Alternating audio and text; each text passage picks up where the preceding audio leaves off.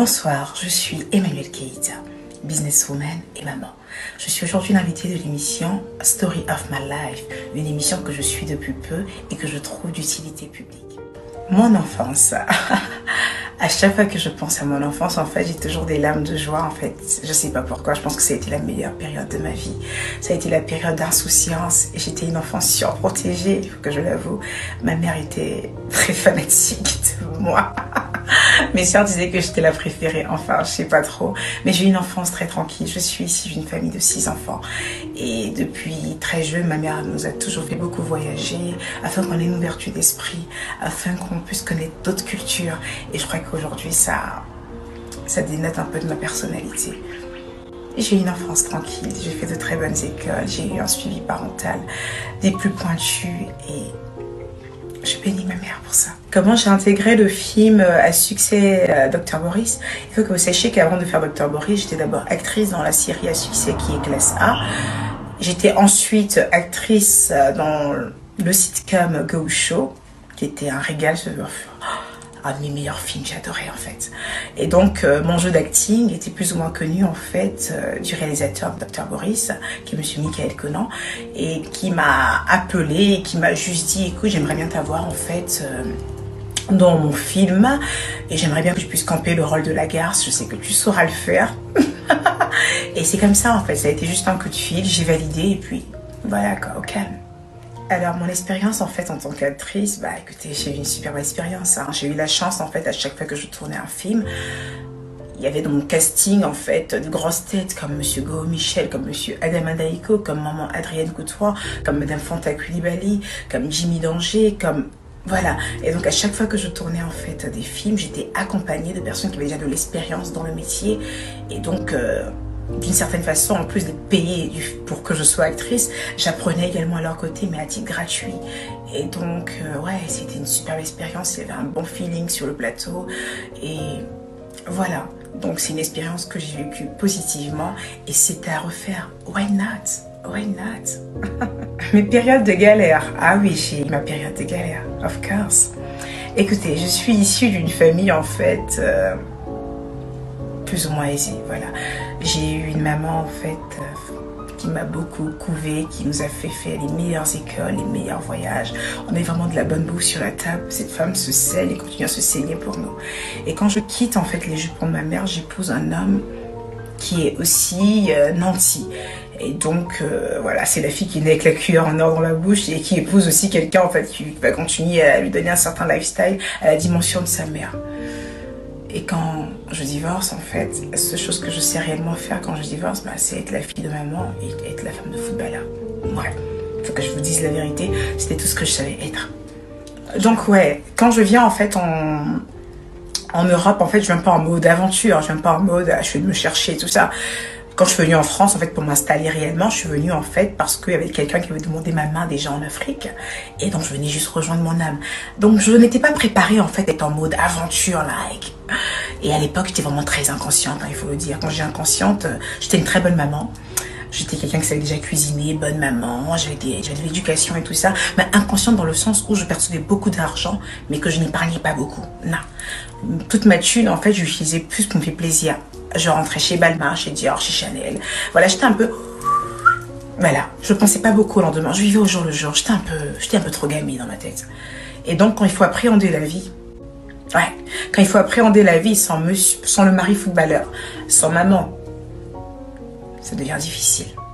Alors, je me suis regardée dans une glace et je me suis dit, écoute Emmanuelle, tu vas arrêter maintenant d'être la fille à maman. Tu vas arrêter d'être la femme, la WAG par excellence. Et tu vas regarder les 3 enfants que tu as maintenant. Et tu vas aller te lever et bosser comme tout le monde. Parce que je recevais aucune pension alimentaire. Non, je ne recevais pas de pension alimentaire. J'étais vraiment livrée à moi-même. Alors, je regagne comme ça ma soeur. Je vais m'installer chez ma soeur. Et après, très rapidement, par la grâce de Dieu, je prends vite un appartement parce que je commence à travailler. Ah oui, j'aime pas vivre au crochet des gens. J'aime pas vivre chez les gens, en fait, parce que j'ai mon caractère et il fallait vite que je commence à travailler. Donc, je vais commencer à travailler. J'ai été embauchée très vite dans une boutique très chic d'ailleurs, dans le 8e. Et je bossais, voilà, je me réveillais le matin très tôt, il fallait préparer les enfants, les ramener à l'école, moi-même courir, aller au boulot. Et j'avais plus de voiture. Et donc, voilà. J'avais un boulot que j'adorais parce que c'était une boutique de luxe. Donc, plus ou moins, j'étais dans mon élément. Et voilà, je recevais des clientes vraiment très fortunées, des femmes qui ont travaillé dur pour avoir l'argent qu'elles avaient et qui se faisaient plaisir. Et ça m'a appris quelque chose aussi pendant que je servais ces grandes dames. Quand je m'occupais en fait d'elles en tant que personnel shopper. Je leur disais, mais vous faites quoi dans la vie? Et quand elles m'expliquaient, en fait, je fais ça, ça, ça. Et que je leur voyais dépenser 10 000, 20 000 euros en dépenses. Et je me rendais compte que cette femme, elle dépensait, mais son derrière est soudé. Les erreurs que moi j'ai faites au passé, en fait. Je dépensais les mêmes sommes, mais j'avais pas le derrière soudé. Et donc, pendant que je travaillais, j'apprenais aussi également à avoir des vrais riches. Ce qu'on appelle être une vraie riche. C'est-à-dire, on dépense et puis derrière, là, c'est bon. Voilà, donc j'étais contente d'avoir mon boulot, j'étais dans mon élément.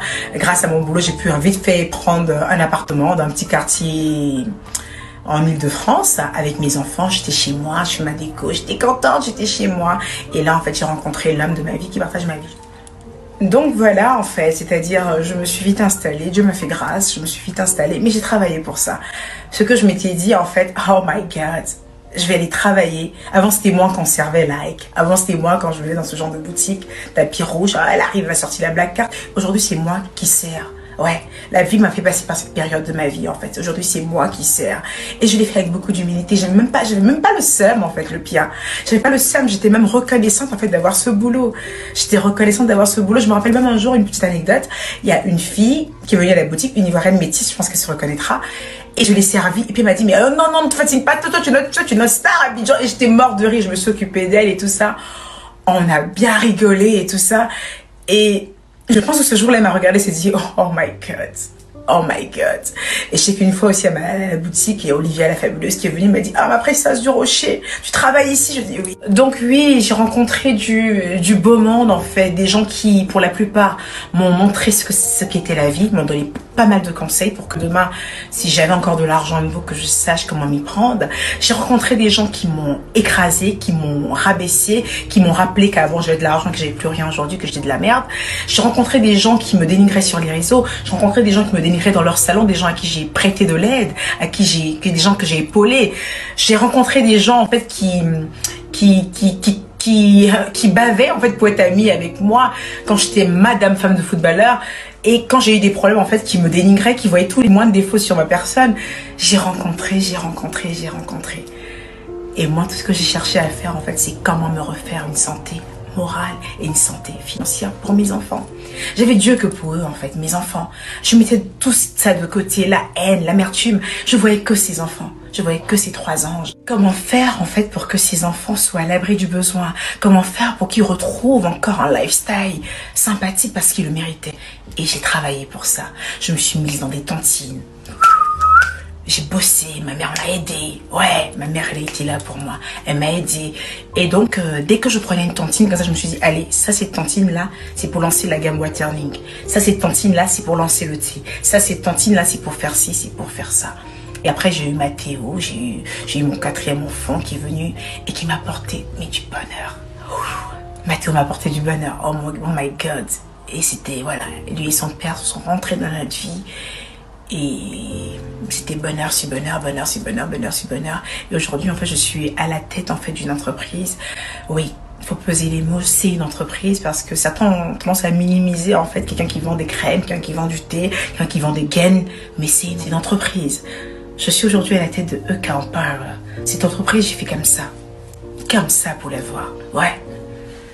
0 crédit à la banque. 0 crédit à la banque. Ce que je n'arrivais pas à faire avant, me priver de choses inutiles, j'ai réussi à le faire maintenant. Quand je touchais ma paye, quand je touchais de l'argent, j'ai oublié Dior, j'ai oublié Chanel Like, j'ai oublié tout. Et je me focalisais sur mes tontines, je me focalisais sur mes épargnes. Et j'ai créé cette activité, en fait, des plus rentables. J'ai choisi un secteur d'activité pour moi qui est la beauté. Pour moi, c'est cette activité qui est porteur. Même s'il est saturé, il continue à être porteur. Et Dieu fait grâce. Parce que j'ai lancé cette marque et aujourd'hui, je peux dire que je brasse beaucoup de millions par mois grâce à EK Empower. On vend nos produits comme des petits pains. On vend nos thés comme des petits pains. Les clients affluent de partout. On a maintenant 10 représentants dans le monde. Et ces 10 représentants sont payés. Elle n'est pas belle la vie. Et je suis très fière aujourd'hui d'avoir cette entreprise que j'ai vraiment galéré pour l'avoir. Encore plus fière depuis maintenant 1-2 semaines que nous avons 10 représentants dans le monde. Et ces 10 représentants ont été choisis dans ma team.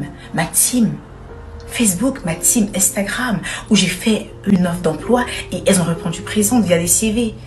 Et on a pu dégoter 10 personnes aujourd'hui qui nous représentent dans le monde et qui touchent une prime sur toutes les ventes. C'est de ça qu'il s'agit.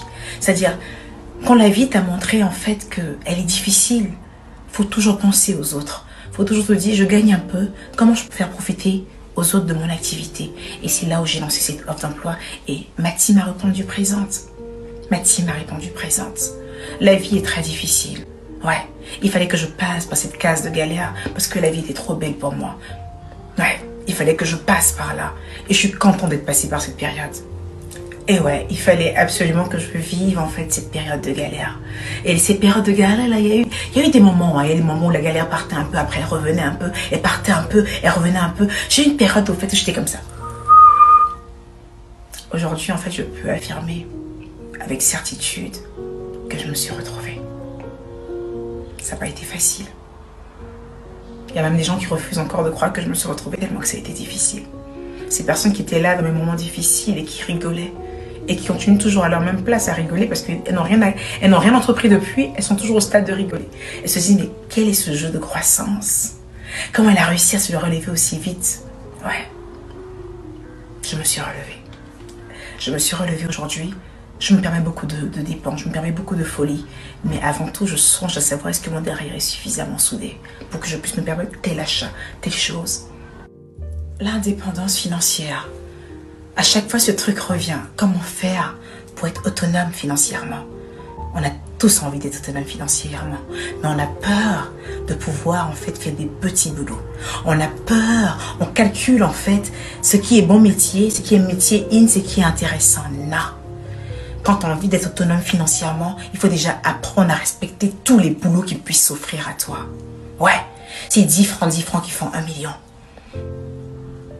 Il faut apprendre à pouvoir respecter tous les boulots, toutes les occasions qu'on puisse t'offrir, même si tu estimes qu'elles ne sont pas à ton image. D'ailleurs, on va toujours bas et puis on monte. Mais si toi tu veux attendre ce qui est à ton image pour le faire, tu n'arriveras nulle part. Ouais, tu n'arriveras nulle part. Donc apprenons déjà à pouvoir être humble, à pouvoir saisir toutes les occasions possibles de pouvoir avoir de l'argent de façon digne. Il n'y a pas de saut-métier. Il n'y a aucun saut-métier. Prenez tout ce qui s'offre à vous de façon digne.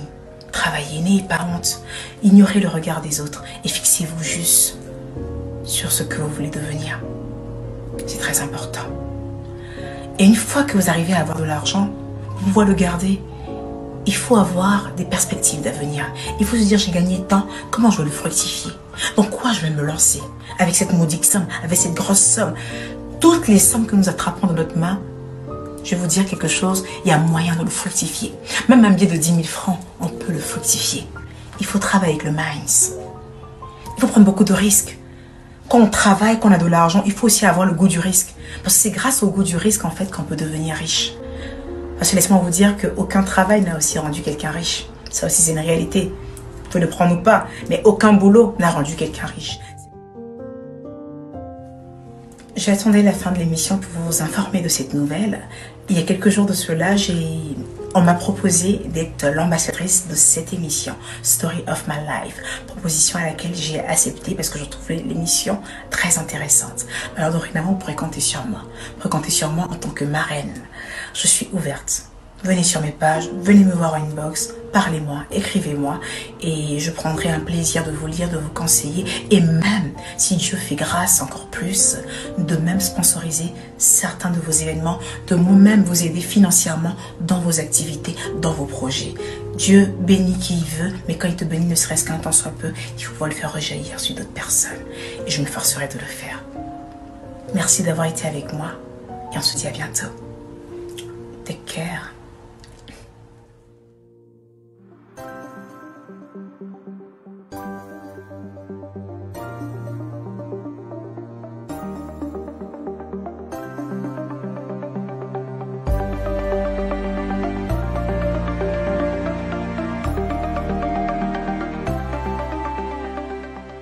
Bonsoir Emmanuel Keita. Bonsoir l'équipe de Story of My Life. Bisous à vous. Comme elle dit, tes cœurs. J'ai bien écouté ton histoire. J'ai bien écouté ton témoignage. Bravo à toi. En fait, quand je t'écoutais parler, je sentais que nous deux, nous sommes pareils, en fait. Oui, oui, nous sommes pareils. Je vais te le dire. Tu es belle, je suis belle. 2. Tu as ton petit mot que tu dis, tes cœurs. Moi aussi, j'ai mon mot à moi. Puis on reste concentré. 3. Tu as ton entreprise. Et moi, j'en aurai un jour la mienne. Je t'ai entendu parler que tu es né d'une famille riche, tout ça, et que tu as galéré. Oui, ton histoire est émouvante. Ton histoire est captivante. Ton histoire est ton histoire que tu as racontée sur truc. Emmanuel Keita, reste concentré s'il te plaît. Ton histoire là, où tu as dit que non, tu es né, c'est vrai, d'une famille nantie, tu avais l'argent, après c'était bizarre, tu dépensais trop. Ton histoire là, c'est pour les autres femmes. Ton histoire, quand on veut dire une histoire qui motive, une histoire, Emmanuel Keita, je ne vais pas trop rentrer dans les détails avec toi, mais je dis simplement que ton histoire m'a beaucoup touché. Et mon opinion, c'est que ce que tu viens de dire doit être vraiment un leitmotiv pour les autres femmes. D'abord, pour ces femmes-là qui sont nées d'une famille riche comme toi, parce que demain, tout peut changer et tomber au plus bas. Tu vois un peu, elles peuvent tomber au plus bas. Mais aussi, motiver ces femmes-là qui ne sont pas nées d'une famille riche, qui sont nées d'une famille pauvre, pour leur dire qu'il faut se battre. Pour ne pas que les hommes, parce que moi, tu me vois là. Moi, Eric, non, tu vois, actuellement, mon téléphone sonne, il de m'appeler. Moi, Eric, il ne peut pas venir mettre la fauteuil sur moi. Non. Parce que moi, aujourd'hui, je suis une femme battante. Quand je sors chaque jour, je me bats avec les gens dehors. Je me bats avec ses maîtresses. Tu comprends un peu? Ton histoire est émouvante. Je salue l'équipe encore de Story of My Life qui nous a permis de t'avoir écouté. Mais je sais que toi, tu es une femme exceptionnelle. Tu es une femme exceptionnelle. Tu es à part. Tu te bats. Tu es une femme exceptionnelle. Emmanuel Keita, s'il te plaît, reste concentré.